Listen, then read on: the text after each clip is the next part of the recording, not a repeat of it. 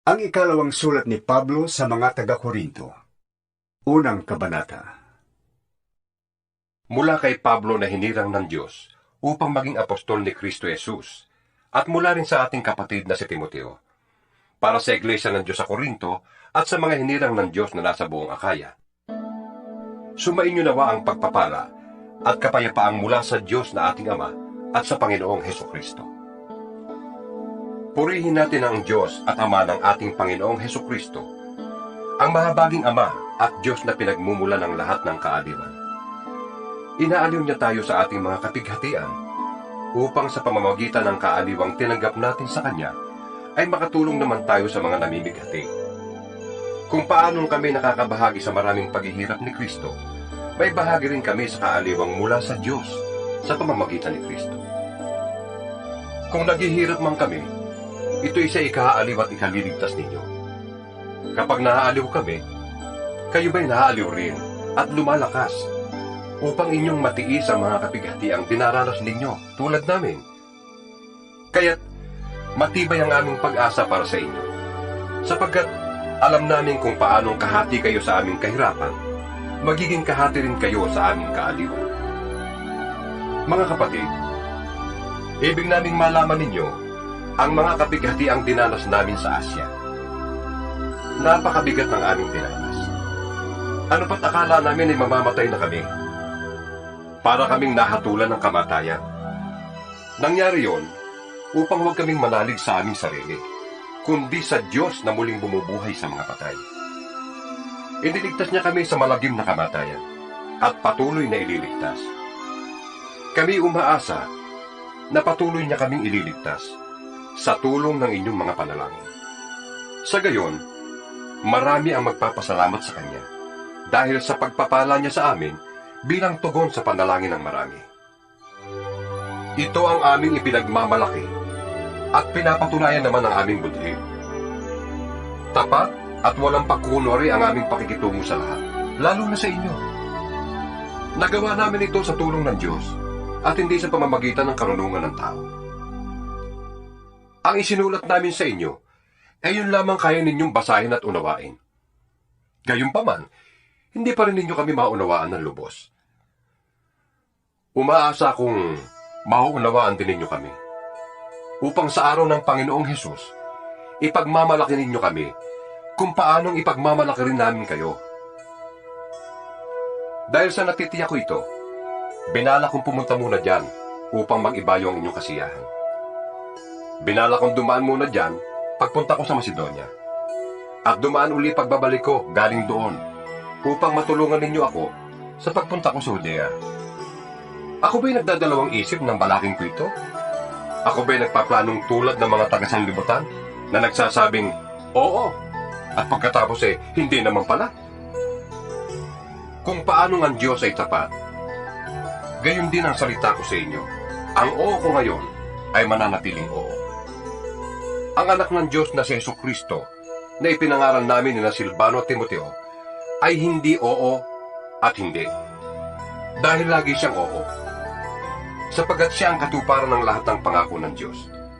Dahil sa Kanya, nakakasagot tayo ng amen sa ikaluluwalhati ng Diyos.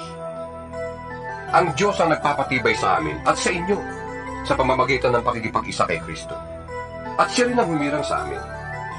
Nilagyan niya kami ng Kanyang tatak at pinagkalooban ng Kanyang Espiritu bilang patunay na tutuparin niya ang Kanyang mga ipinangako. Saksi ko ang Diyos. Alam niya ang laman ng aking puso.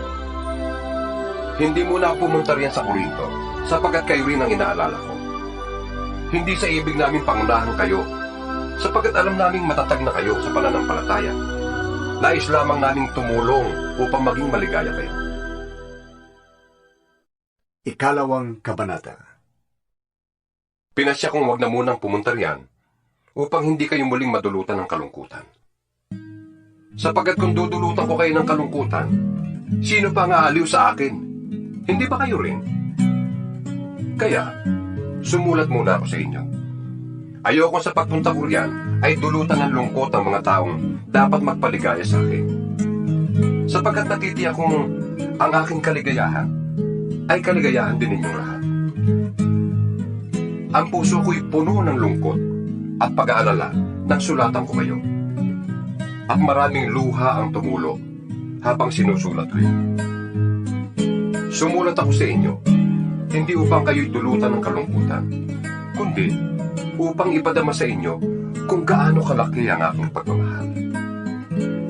Kung may nagdulot ng kalungkutan kanino man, hindi sa akin ito ginawa. Hindi sa pinalalaki ko ang bagay na ito, pero ang totoo, kayong lahat ang dinulutan niya ng kalungkutan.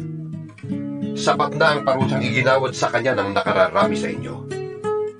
Dapat na ninyo siyang patawarin at aliwin upang hindi naman siya tuluyang masiraan ng loob.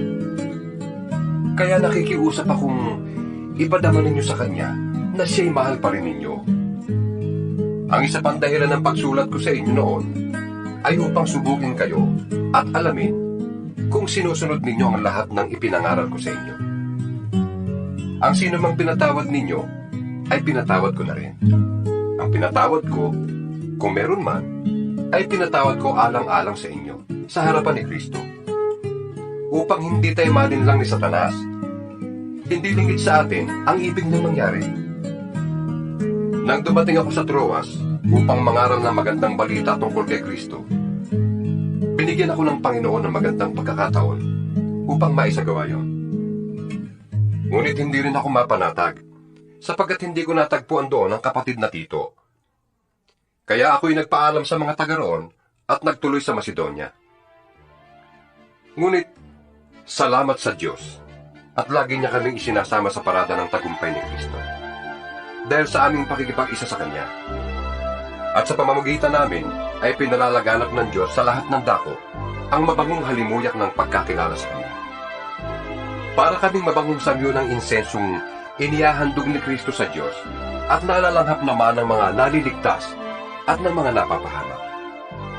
Sa mga napapahamak, ito'y parang alingasaw na nakamamatay. Ngunit sa mga naliligtas, ito'y halimuyak na nagdudulot ng buhay. Sino ang may sapat na kakayahang gumawa ng mga bagay na ito? Hindi kami katulad ng iba riyan na kinakalakal ang salita ng Diyos. Sa halip, bilang sugo ng Diyos at lingkod ni Kristo, buong katapatang ipinapangaral namin ito. Ikatlong kabanata. Akala ba ninyo'y pinupuri na naman namin ang aming sarili? Kami ba'y tulad ng iba na nangangailangan pa ng rekomendasyon para sa inyo o mula sa inyo? Kayo na mismo ang aming rekomendasyon. Kayo na nakasulat sa aming puso at makikilala at mababasa ng lahat. Maliwanag na kayo ang sulat ni Kristo. Ang sulat na ipinadala niya sa pamamagitan namin, hindi nakasulat sa tinta, kundi isinulat ng Espiritu ng Diyos na buhay. At hindi sa mga tapis na bato, kundi sa puso ng mga tao.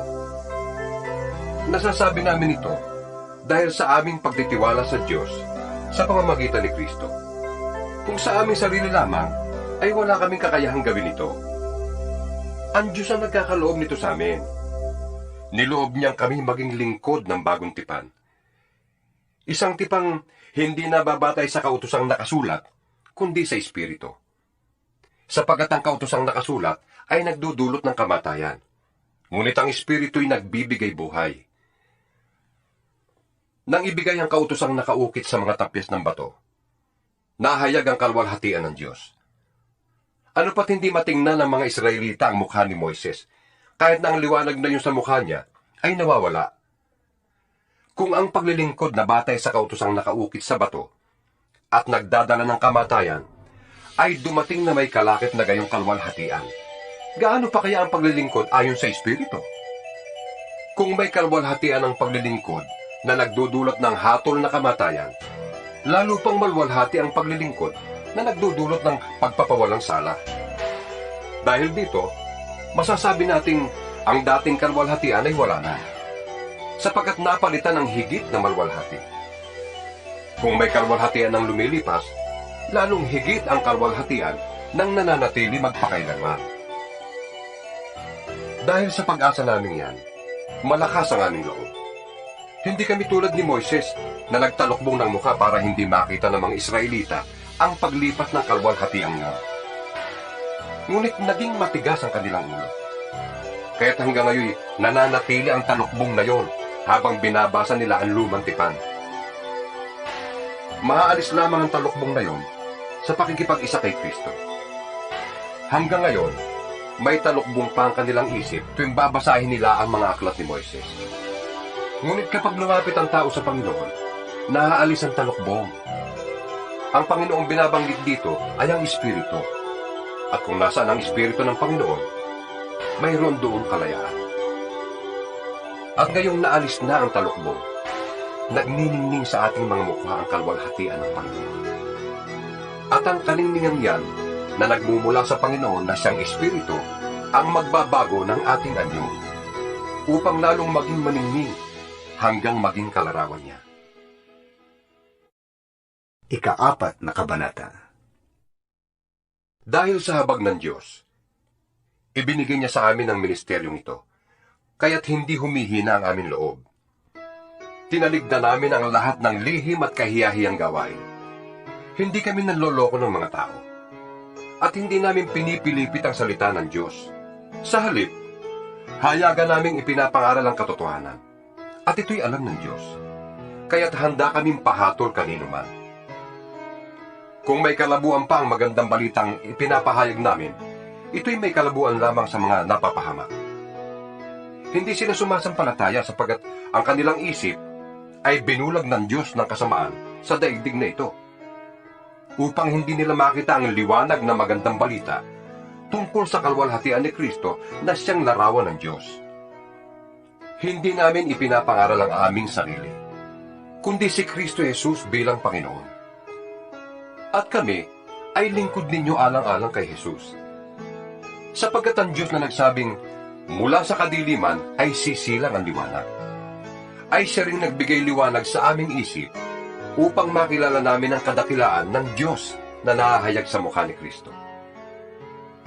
Ngunit kaming pinagkalooban ng kayamanang espiritual na ito ay hamak na sisidlan lamang tulad ng mga palayo, upang ipakilalang ang dakilang kapangyarihang ito ay sa Diyos at hindi sa amin. Ginigipit kami sa magkabi-kabila, ngunit di nalulupi. Kung minsan nag-aaninlangan kami, ngunit di nawawala ng pag-asa. Pinag-uusig kami, ngunit hindi kami pinababayaan ng Panginoon. Napapabagsak kami, ngunit di tuluyang napapatay. Lagi kong taglay sa aking katawan ang kamatayan ni Jesus, upang sa pamamagitan ng katawan ko'y mahayag ang kanyang buhay. Habang kami ay nabubuhay, lagi kaming nabibingit sa kamatayan, alang-alang kay Kristo, upang sa aming katawang may kamatayan, ay mahayag ang kanyang buhay. At habang ako'y dahan-dahang namamatay, kayo na may nagkakaroon ng buhay. Sinasabi ng kasulatan, nagsalita ako sapagat ako'y sumampalataya. Sa ganoon ding diwa ng pananampalataya, nagsasalita ako dahil ako'y sumasampalataya. Sapagkat alam naming ang Diyos na muling bumuhay sa Panginoong Hesus ay siya ring bubuhay sa amin kasama niya at magdadala sa atin sa kanyang piling. Ang lahat ng pagtitiis ko ay para sa kapakanan ninyo, upang sa pagdami ng mga nakakatanggap ng mga kaloob ng Diyos, lalo namang dumami ang magpapasalamat at magpupuri sa Kanya. Kaya hindi kami nasisiraan ng loob. Kahit na humihina ang aming katawan lupa, patuloy namang lumalakas ang aming espiritu araw-araw. Ang bahagya at panandali ang kapighati ang dinaranas namin ngayon ay magbubunga ng kagalakang walang hanggan at walang katulad. Kaya't ang paningin namin ay nakatuon sa mga bagay na di nakikita at hindi sa mga bagay na nakikita. Sapagkat panandalian lamang ang mga bagay na nakikita. Ngunit, walang hanggan ang mga bagay na di nakikita. Ika-5 kabanata. Alam natin kapag nasira na ang tordang tinatahanan natin ngayon, ang ating katawang lupa, tayo may tahanan sa langit na hindi nasisira. Isang tahanan ginawa ng Diyos at hindi ng tao. Dumaraing tayo habang tayo nasa katawang ito, at labis na nananabik sa ating tahanang makalangit. Upang kung tayo mabihisan na nito, hindi tayo matagpo ang hubad. Habang nakatira pa tayo sa tordang ito, tayo'y namimigati at dumaraing. Hindi dahil ibig na nating iwaksi ang katawang panlupa, kundi dahil ibig na nating mabihisan ang katawang panlangit. Sa gayon, ang buhay na may katapusan ay mapapalitan ng buhay na walang hanggan. Ang Diyos mismo ang nagtalaga sa atin para sa ganitong pagbabago. At ibinigay niya sa atin ang Espiritu bilang katibayan na ito'y matutupad. Kaya't laging malakas ang ating loob. Kahit na alam nating habang tayo narito pa sa katawang lupa, hindi tayo makakapasok sa tahanang inihanda ng Panginoon. Sapagkat namumuhay tayo batay sa pananalig sa Panginoon at hindi sa mga bagay na nakikita. Malakas nga ang loob nating iwanan ng katawang ito na ating tinatahanan ngayon upang manirahan na sa piling ng Panginoon. Kaya naman, ang pinakananais natin ay maging kalugod-lugod sa Kanya. Maging nasa katawan lupa tayo o nasa piling na Niya. Sapagkat lahat tayo'y haharap sa hukuman ni Kristo at tatanggap ng nararapat ayon sa ating mga gawang mabuti o masama nang tayo'y nabubuhay pa sa daigdig na ito. Kaya nga, dahil may takot kami sa Panginoon, sinisikap naming hikayatin ang mga tao na manumbalik sa Kanya. Alam ng Diyos ang tunay naming pagkatao. At inaasahan kong kilalang-kilala rin ninyo ako. Hindi sa ibig naming ipagmalaking muli sa inyo ang aming sarili, kundi ibig naming bigyan kayo ng dahilan upang kami maipagmalaki ninyo. Nang sa gayon, ay masagot ninyo ang mga taong walang ipinagmamalaki kundi ang mga nakikita ng mata at hindi ang tunay na pagkatao. Kung kami parang masisiraan ng isip, yun ay alang-alang sa Diyos. At kung matino naman kami, yan ay para sa kapakanan ninyo. Ang pag-ibig ni Kristo ang naghahari sa amin, sapagkat natitiyak namin may isang namatay para sa lahat, kung kaya't ang lahat ay mabibilang ng patay.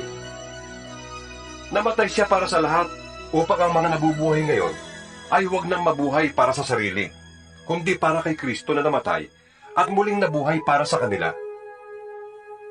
Kaya ngayon, ang pagtingin natin sa bawat tao ay hindi na batay sa sukatan ng tao.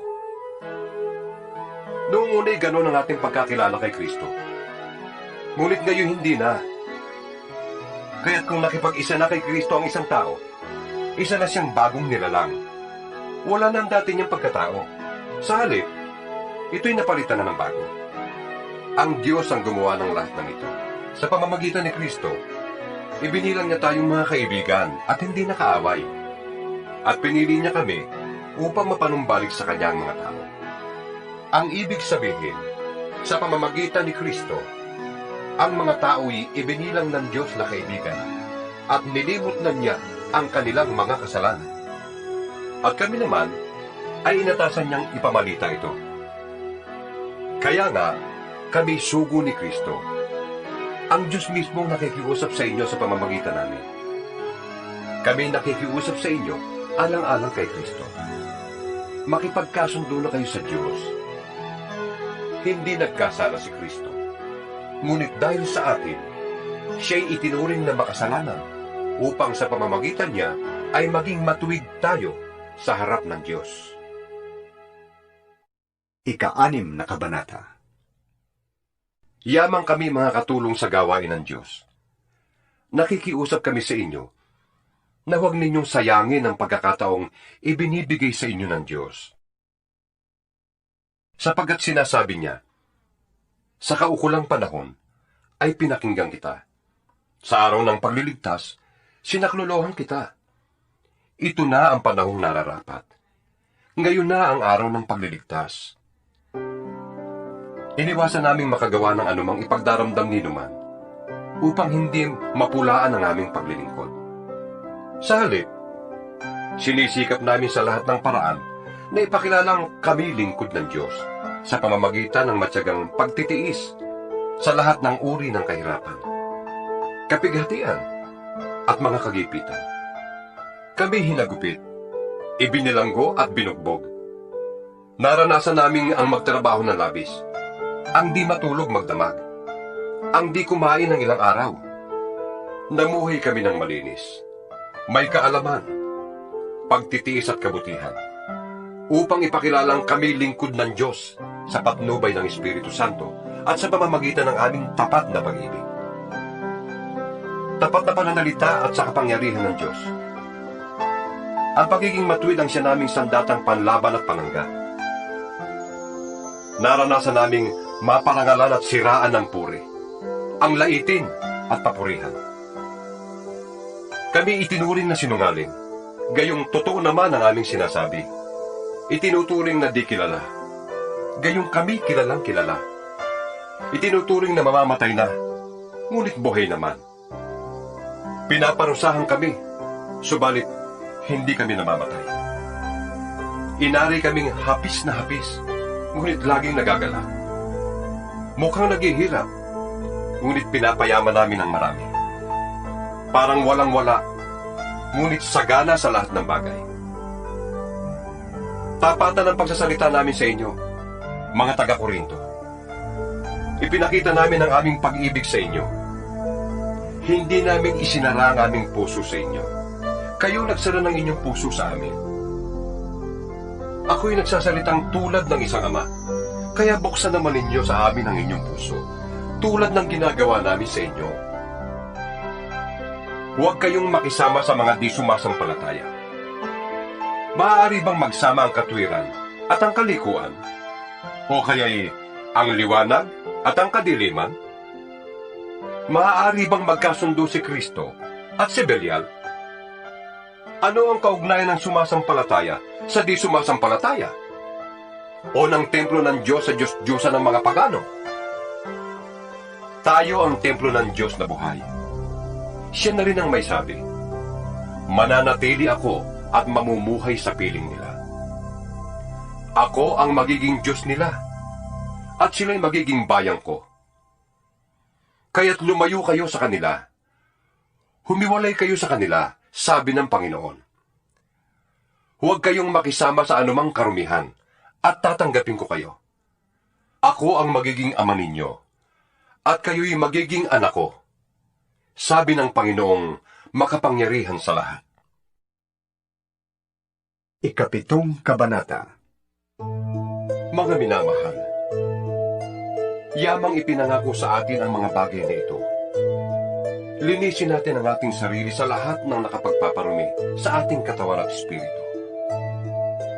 Sikapin nating mamuhay ng may takot sa Diyos hanggang sa lubusan nating maialay sa Kanya ang ating sarili. Bigyan ninyo kami ng puwang sa inyong puso.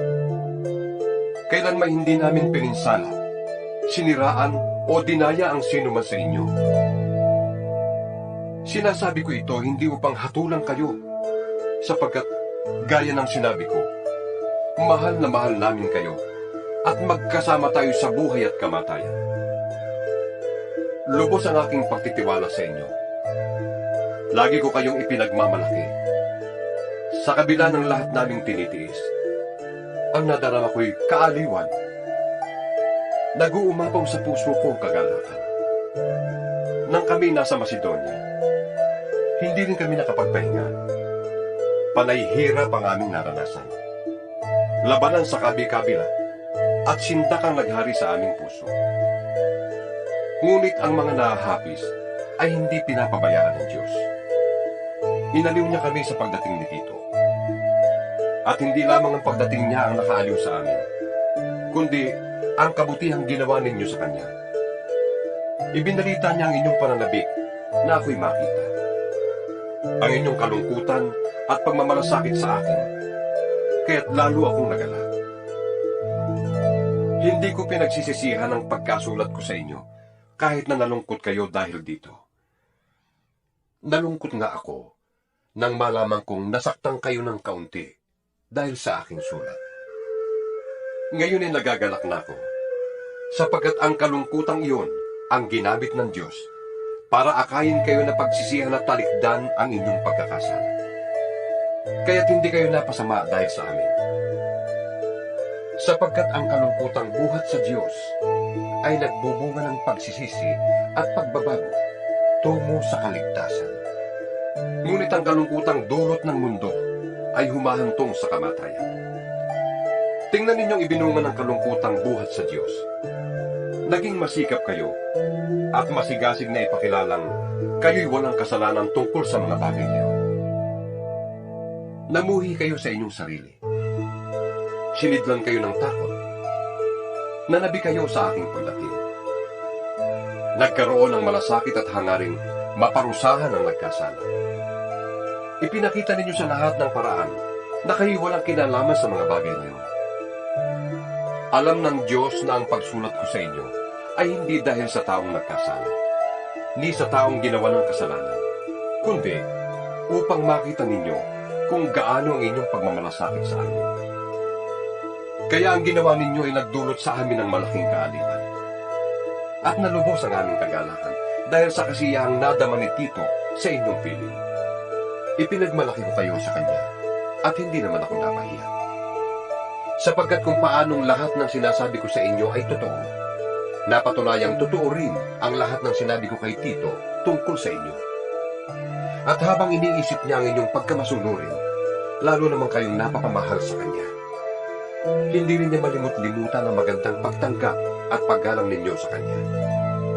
Labis akong nagagalak dahil kayo'y lubos kong mapagkakatiwalaan.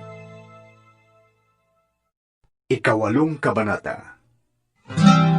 Ibig namin ibalita sa inyo, mga kapatid, ang nagawa ng kagandahang loob ng Diyos sa mga iglesia sa Macedonia. Dumana sila ng matinding kahirapan at ito'y isang mahigpit na pagsubok sa kanila. Ngunit sa kabila ng kanilang paghihikahos, masayang-masaya pa rin sila at bukas ang palad sa pagbibigay. Sila'y kusang loob na nag-abuloy, hindi lamang sa abot ng kanilang kaya, kundi higit pa. Alam ko ito sapagkat mahigpit nilang ipinakiusap sa amin na sila'y bigyan ng pagkakataong makatulong sa mga kapatid sa Judea. At higit sa inaasahan namin, inilaan nila ang kanilang sarili. Una sa Panginoon, at pagkatapos sa amin, ayon sa kalooban ng Diyos.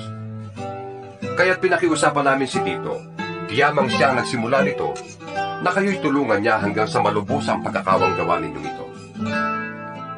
Kayo'y tanyag sa pananampalataya, sa pagpapahayag, sa kaalaman, sa kasipagan, at sa inyong pag-ibig sa amin.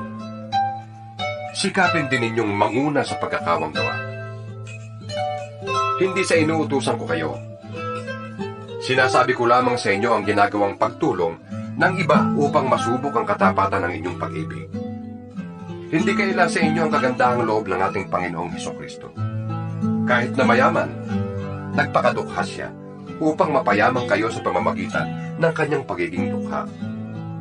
Kaya itong payo ko, ipagpatuloy ninyo ang inyong pangungulekta na sinimula noon pang 1 taon.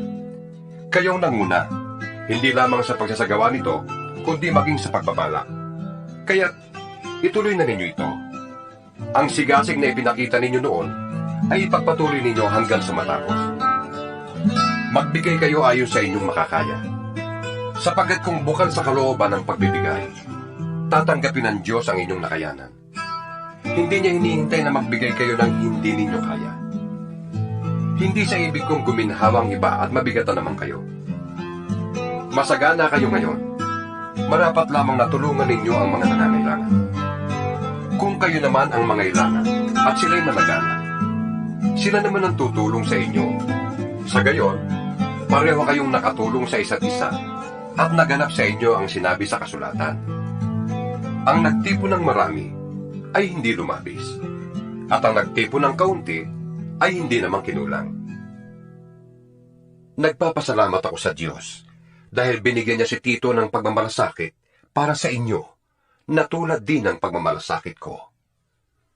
Hindi lamang niya pinaunlakan ang aming pakiusap, kundi sa kagustuhang makatulong sa inyo, nagpresenta pang siya ang pupunta riyan. Pinasama namin sa kanya ang kapatid na kilala sa lahat ng iglesia dahil sa kanyang pangangaral na magandang balita. Hindi lamang yan, siya'y hinirang ng mga iglesia upang maglakbay na kasama namin at tulungan kami sa pangangasiwa sa gawain ito. Ang ganitong paglilingkod ay para sa ikadadakila ng Panginoon at sa aming marugdog na hangaring matulungan kayo. Nag-iingat kami upang walang masabi ang sinuman tungkol sa pangangasiwa namin sa malaking abuloy na ito. Ang layunin namin ay magawa ang tama. Hindi lamang sa paningin ng Panginoon, kundi maging sa paningin ng mga tao. Kaya sinusugo namin kasama nila ang isa pa nating kapatid na subok na namin sa maraming pagkakataon. At lalong masigasig sa pagtulong ngayon dahil sa malaking tiwala niya sa inyo. Tungkol kay Tito, siya ang kasama ko at kamanggagawa sa pagtulong sa inyo. Tungkol naman sa mga kapatid na kasama niya, sila'y mga sugo ng mga iglesia sa ikararangal ni Kristo. Kaya't ipadama ninyo sa kanila ang matapat ninyong pag-ibig, upang makita ng mga iglesia na hindi kami nagkamali sa pagmamalaki tungkol sa inyo. Ikasyam na kabanata. Hindi na kailangang sumulat pa ako sa inyo tungkol sa pagtulong sa mga kapatid sa iglesia sa Judea. Alam kong handa na kayong tumulong, kaya't ipinagmamalaki ko kayo sa mga taga-Macedonia. Ang sabi ko, handa na kayong mga taga-Akaya noong pang nakaraang taon. At dahil dito, lalo silang sumigla sa pagtulong. Kaya't pinauna ko riyan ang mga kapatid na ito upang hindi kami mapahiya sa aming pagmamalaki tungkol sa inyo at nang maihanda na ninyo ang inyong tulong gaya ng sinabi ko. Baka kami mapahiya, huwag na sabihin pati kayo. Kung may mga taga-Macedoniang sumama sa akin at makita nilang hindi pala kayo handa. Kaya pinakiusapan ko ang mga kapatid na mauna riyan upang maihanda ang tulong na ipinangako ninyo. Sa gayon, lilitaw na talagang kusang loob ang pagbibigay ninyo at hindi sa pilitan. Tandaan nyo ito, ang nagtatanim ng kakaunti ay aani ng kakaunti. At ang nagtatanim naman ng marami ay aani ng marami. Ang bawat isa ay dapat magbigay ayon sa sariling pasya. Maluwag sa loob at di napipilitan lamang. Sapagkat iniibig ng Diyos ang kusang nagbibigay ng may kagalakan. Magagawa ng Diyos na pasaganain kayo sa lahat ng bagay at higit pa sa inyong pangangailangan upang may magamit kayo sa pagkakawang gawa. Gaya nga ng sinasabi ng kasulatan, siya'y namumudmod sa mga dukha. Walang hanggan ang kanyang kabutihan. Ang Diyos na nagbibigay ng binhing itatanim at tinapay na makakain, ang siya ring magbibigay sa inyo ng binhi at magpapalago nito upang mamunga ng sagana ang inyong kabutihang loob. Pasasaganain niya kayo sa lahat ng bagay upang mas marami ang inyong matulungan. Sa gayon, mas dadami ang magpapasalamat sa Diyos dahil sa inyong tulong na dadalhin namin sa kanila. Ang pagtulong ninyong ito sa mga kapatid ay hindi lamang makatutugon sa kanilang pangangailangan, kundi magiging dahilan pa ng walang hanggang pagpapasalamat nila sa Diyos. Ang bukas palad ninyong pagbibigay sa kanila at sa lahat ay magpapatunay na matapat ninyong sinusunod ang magandang balita ni Kristo.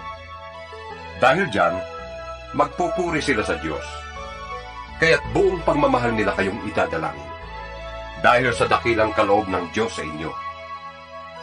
Salamat sa Diyos dahil sa kaloob niyang walang kapantay. Ikasampung kabanata.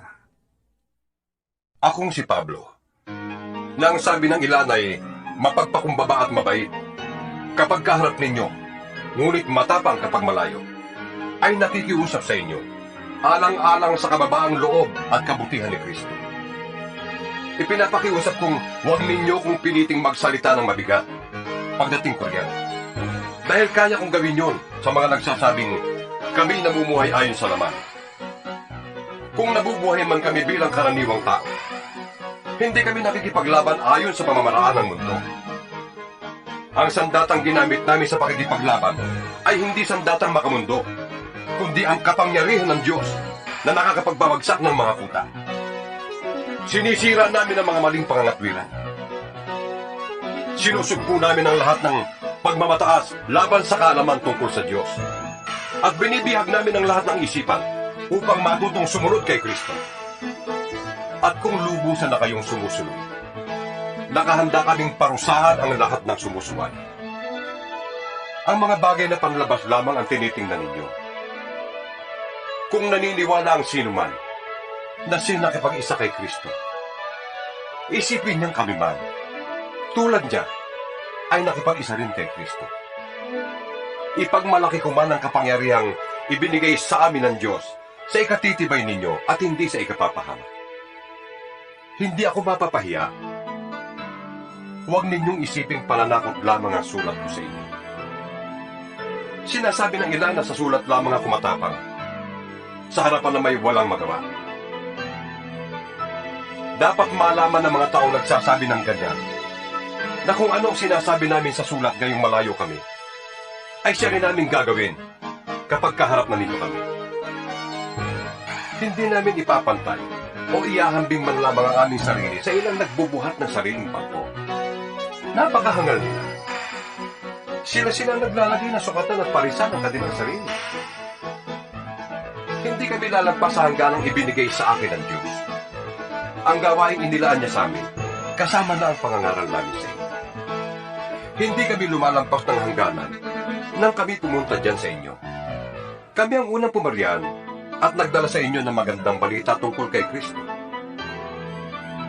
Hindi namin ipinagyayabang ang pinaghirapan ng iba. Umaasa kaming titibay ang inyong pananampalataya at dahil dyan ay lalawak ang aming gawain sa inyo. Ngunit hindi naman lalampas sa hangganang inilagay ng Diyos. Pagkatapos, maipapangaral naman namin ang magandang balita sa ibang mga lupain at hindi namin aangkinin ang ginawa ng iba. Tulad ng sinasabi sa kasulatan, kung may gustong ipagmalaki ang sinuman, ang ginawa ng Panginoon ang kanyang ipagmalaki. Ang pinaparangalan ng Panginoon ay ang mga taong karapat-dapat sa kanyang kalooban at hindi ang pumupuri sa sarili. 11 kabanata. Ipagpaumanhin ninyo kung ako'y nag-uugaling hangal. Ang pagmamalasakit ko sa inyo'y katulad ng pagmamalasakit ng Diyos. Ang katulad ninyo ay isang malinis na dalagang ipinakipagtipan ko sa isang lalaki. Walang iba kundi si Kristo. Ngunit, nag-aalala akong baka malaso ng inyong isipan at mailayo kayo sa tapat at dalisay na pananalig kay Kristo. Tulad ni Eva, nanalim lang ng ahas. Sapagkat malugod ninyong tinatanggap ang sinumang dumarating at nangangaral ng ibang Jesus kaysa sa ipinangaral namin. Tinatanggap ninyong espiritu at aral na iba sa itinuro namin sa inyo. Palagay ko na may hindi ako pauhuli sa magagaling na mga apostol na yan. Maaaring hindi ako mahusay magsalita. Ngunit hindi naman kapos sa kaalaman. Ipinakilala ko ito sa inyo sa lahat ng pagkakataon. Ipinangaral ko sa inyo ang magandang balita, ngunit hindi ako humingi ng kabayaran. Ako'y nagpakababa upang maitaas kayo. Masasabi bang kasalanan ang ginawa kong ito? Ibang iglesia ang nagbibigay sa akin ng mga kailangan ko noong ako'y naglilingkod sa inyo. Parang inaagawan ko sila. Matulungan lamang kayo. At nang ako'y kapusin dyan, hindi ako nakabigat kanino man sa inyo, sapagkat dinalhan ako ng tulong ng mga kapatid sa Macedonia. Mulat sa pulay, iniwasan kong makabigat sa inyo sa anumang paraan. At yan ang gagawin ko habang panahon. Habang ang katotohanan ni Kristo ay nasa akin, hindi ako titigil sa pagmamalaking ito kahit saan dyan sa Akaya. Bakit ko ginagawa ito? Dahil ba sa di ko kayo mahal? Alam ng Diyos, mahal ko kayo. Ngunit patuloy kong gagawin ang ginagawa ko ngayon upang huwag magkaroon ng katwiran ang mga namamalita na ang paglilingkod nila ay tulad ng aming ginagawa. Hindi sila tunay na apostol, kundi mga nandaraya lamang at nagkukunwaring mga apostol ni Kristo. Hindi ito dapat pagtakhan. Sapagkat si Satanas man ay maaaring magkunwaring anghel ng kaliwanagan. Kaya hindi katakataka na magkunwaring lingkod ng katwiran ang kanyang mga lingkod. Ang kanilang kahihinatnan ay ayon lamang sa kanilang mga gawa. Inuulit ko, huwag isipin ninyo man na ako'y hangal. Ngunit, kung ganoon ang akala ninyo, tatanggapin ko na upang ako man ay makapagyabang tulad ng isang hangal. Ang sinasabi ko sa pagmamalaking ito ay hindi buhat sa Panginoon, kundi pagyayabang ng isang hangal. Dahil marami ang nagyayabang tungkol sa mga bagay na makalupa. Ako man ay magyayabang din. Nagtitiyaga kayo sa mga hangal na yan, palibas ay matatalino kayo? Pinagtitiisan ninyong kayo'y alipinin, sakmalin, pagsamantalahan, maliitin, o sampalin. Kahiya-hiya man ay aaminin kung hindi namin kayang gawin yan. Kung may nakapagyayabang, ako'y makapagyayabang din. Ako'y nagsasalita tulad ng isang hangal. Sila ba'y Hebreo? Ako man. Mga Israelita ba sila? Ako rin. Lipi ba sila ni Abraham? Ako'y ganun din. Sila ba'y mga lingkod ni Kristo? Nagsasalita akong parang isang baliw. Ngunit, ako'y mas mabuting lingkod ni Kristo kaysa kanila. Higit ang aking paghihirap kaysa sa kanila. Makailang ulit akong nabilanggo. Hinagupit ng maraming beses. At madalas na nabingit sa kamatayan. 5 beses akong tumanggap ng 39 na palo mula sa mga Hudyo. 3 ulit kong naranasang hagupitin ang mga Romano at minsan namang binato. 3 beses kong naranasang mawasak ang barkong sinasakyan. At minsan maghapot magdamag akong lulutang-lutang sa dagat. Sa malimit kong paglalakbay, nalagay ako sa iba't ibang panganib. Sa mga ilog, sa mga tulisan, sa mga kapwa ko Hudyo, at sa mga hintil. Mga panganib sa lungsod, sa ilang, sa dagat, sa mga nagpapanggap na mananampalataya. Naranasan ko rin ang labis na hirap at pagod. Malimit na pagpupuyat, matinding gutom at uhaw. Naranasan kong ginawin, ngunit wala man lamang maibalaban. Bukod sa lahat ng yan, ay inaalala ko pa araw-araw ang mga iglesia. Kung may nanghihina, karamay nila ako. At kung may nauhulog sa pagkakasala, labis na naghihirap ang kalooban ko. Kung kailangan ako'y magyamang, ang ipagyayamang ko'y ang aking mga kahinaan. Hindi ako nagsisinungaling. Ya'y alam ng Diyos at Ama ng Panginoong Hesus. Purihin siya magpakailanman. Nang ako'y nasa Damasco, ang pintuan ng lungsod ay pinabantayan ng gobernador na nasasakop ni Haring Aretas upang ipahuli ako. Ngunit, isinakay ako sa isang tiklis at ibinaba sa kabila ng pader upang ako'y makatakas. 12 kabanata. Kailangan kong magmalaki, kahit na wala akong mapapala sa paggawa nito. Ang sasabihin ko naman ngayon ang mga pangitain at mga pahayag mula sa Panginoon. May kilala akong isang Kristiyano na dinala sa 3 langit. 14 na taon na ang nakakalipas. Hindi ko lang matiyak kung iyo'y isang pangitain lamang o tunay na pangyayari. Ang Diyos lamang ang nakakaalam. Inuulit ko, siya'y dinala sa paraiso. At tulad ng sabi ko, ang Diyos lamang ang nakakaalam kung ito ay isang pangitain o tunay na pangyayari. Ang Diyos lamang ang nakakaalam. Nakarinig siya roon ng mga bagay na di kayang ilarawan ng salita at di dapat bigkasin ni Numan. Ipagmamalaki ko ang taong yon at hindi ang aking sarili, maliban sa aking mga kahinaan. At kung ako'y magmalaki man, hindi ako lalabas na hangal, sapagkat totoo ang sasabihin ko. Ngunit hindi ko ito gagawin, sapagkat ayaw kong mag-isip ang sinuman ng higit tungkol sa akin kaysa kanyang nakita o narinig sa akin.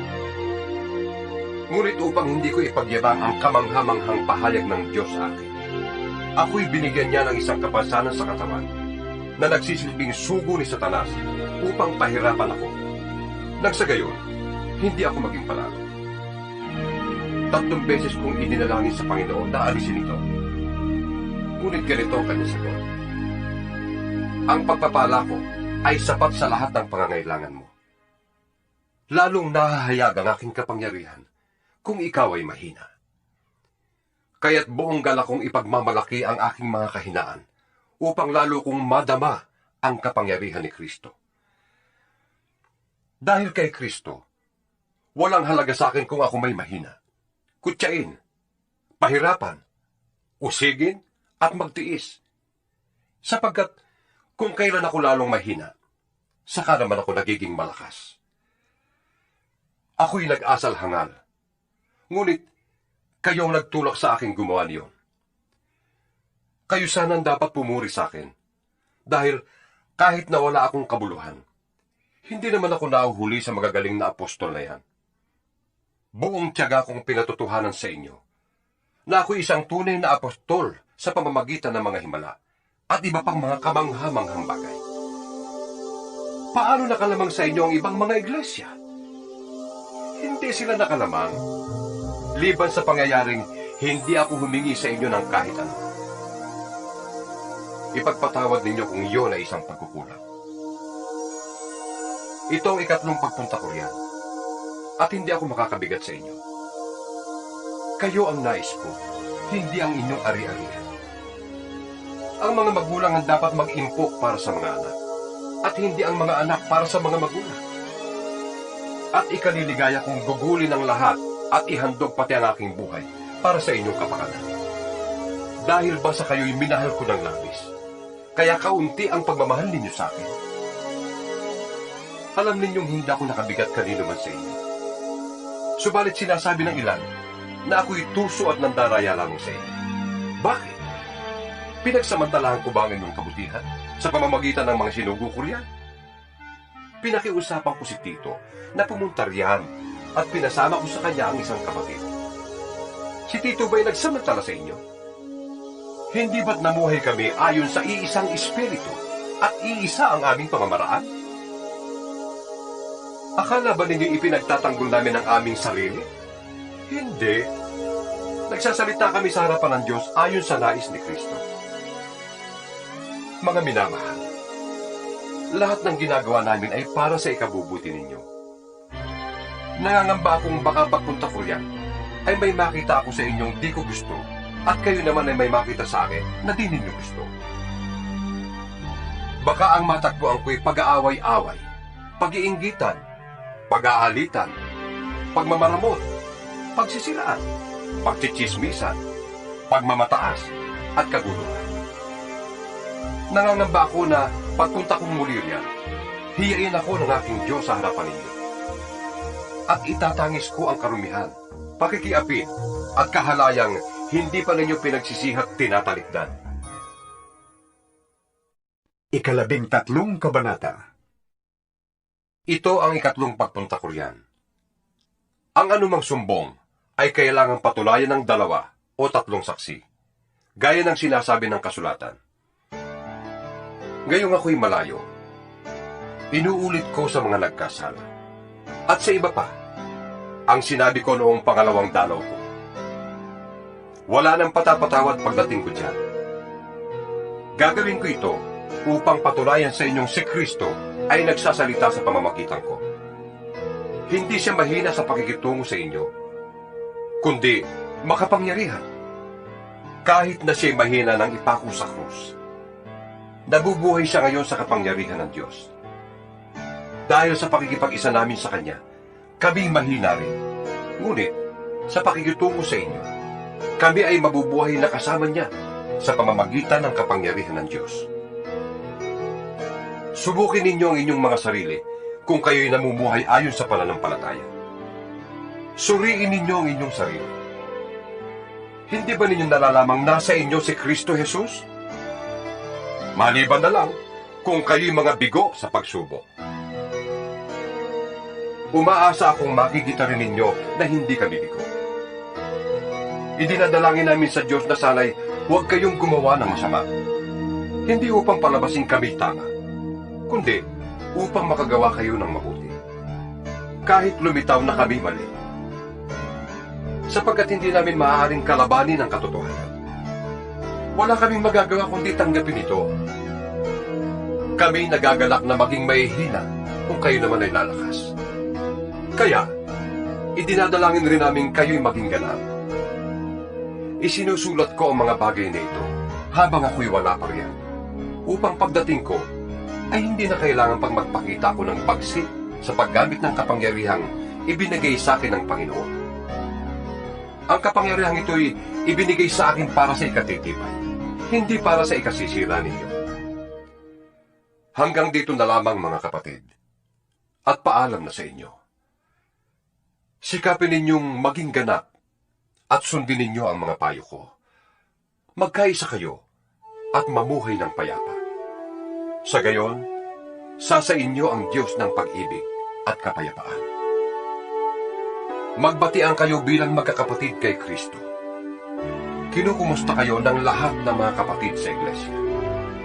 Naway sumainyong lahat ang pagpapala ng Panginoong Hesukristo, ang pag-ibig ng Diyos at ang pakikipag-isa ng Espiritu Santo.